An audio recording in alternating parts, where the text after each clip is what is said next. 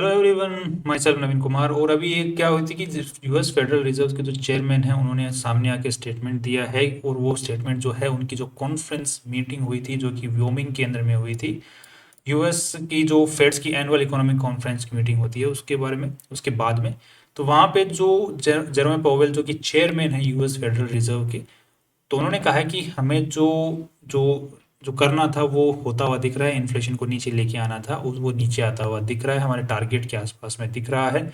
तो अब हम जो पॉलिसी केंद्र में एडजस्ट करने का टाइम आ गया है, ऐसा हमें लग रहा है, ऐसा जेरोमे पावेल ने कहा है। अब यहाँ पे उन्होंने ये भी कहा है कि जो अब मार्केट ने जिस जिस तरीके से इसको लिया, इसने कहा है कि मार्केट ने कैसे लिया है कि मार्केट को सोच रहा है कि अब वहाँ पे जो इंटरेस्ट रेट होता है, जो कि यहाँ पर हमारी यूजुअली रेपो रेट होता है, इसी तरीके से वहाँ पे फेड रेट होता है। तो वो फेड रेट जो है उसको कम कर सकता है, जिसकी वजह से जो बैंक में जो मिलने वाला इंटरेस्ट रेट है, जो वहाँ पे डिपॉजिट जमा कराते हैं उनको, वो कम हो जाएगा। वो कम हो जाएगा तो वहाँ से जो मनी फ्लो है वहाँ से बाहर निकल सकता है। और लोगों को यूजुअली जो लोन मिलेगा वो भी सस्ते में मिलेगा, क्योंकि अभी जो फेड रेट है वो ज़्यादा चल रहा है तो लोन महंगे में मिल रहा है। लोन भी सस्ते में मिला तो लोग लोन भी ले सकते हैं। तो वो जो पैसा निकलेगा वहां से वो कहीं ना कहीं लगेगा। तो वो कहाँ लगेगा, तो यहाँ पे अंदाजा लगाया जाए कि वो इंडियन मार्केट में भी कुछ पैसा यहाँ पे इनफ्लो हो सकता है, जिसकी वजह से स्टॉक मार्केट के अंदर में काफ़ी सारी कंपनियों में यूएस की जो जो जो फॉरेन कंपनीज है उनसे वहां से पैसा यहाँ पे इनफ्लो हो सकता है जिस इसकी। तो अब अभी जो फेड की जो रेट है वो उसको अभी कम नहीं हुई है। वो कम होने के जो मीटिंग है वो होगी 17-18 सितंबर को। अभी इन्होंने सिर्फ हिंट दिया है कि हो सकती है। और अभी इन्होंने ये भी कहा है कि अभी जो टाइमिंग है वो the direction of travel is clear and the timing and the pace of rate cut will depend.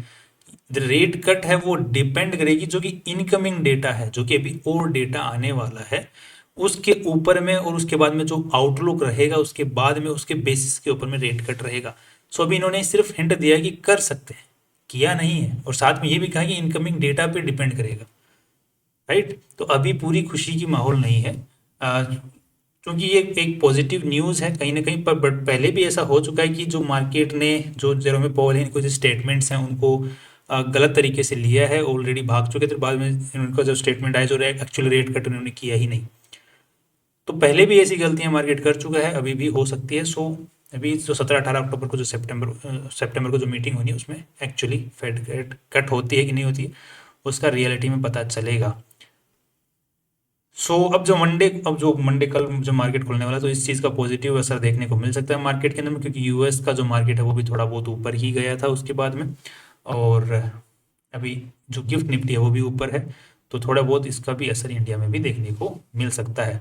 पर ध्यान रखिएगा, अभी ऑल टाइम मार्केट जो है ऑल टाइम हाई के ऊपर में चल रहा है, तो थोड़ा सिक्योर होके चलें। लगभग अपने जो पोर्टफोलियो, जो आपके पास में जितना पैसा स्टॉक मार्केट में लगाने का उसका सिर्फ 50% ही लगा के रखें, बाकी पैसे को साइड में रखें। क्योंकि मार्केट में अगर कभी भी करेक्शन आता है तो यूजुअली एक पॉजिटिव न्यूज़ को दिखा करके बाद में वही पॉजिटिव न्यूज़ नेगेटिव न्यूज़ में कन्वर्ट हो जाती है और स्टॉक मार्केट फॉल कर जाता है करेक्शन को करवाने के लिए। क्योंकि मार्केट में करेक्शन भी तो करवाना पड़ता है।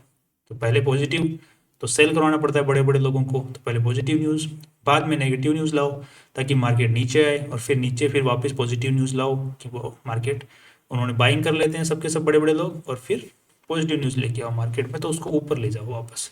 तो ये एक पूरी साइकिल चलती है। तो ये पॉजिटिव है जिसकी वजह से जंप ऊपर की तरफ में आ सकता है, बट पैसा आधा ही लगा के रखें।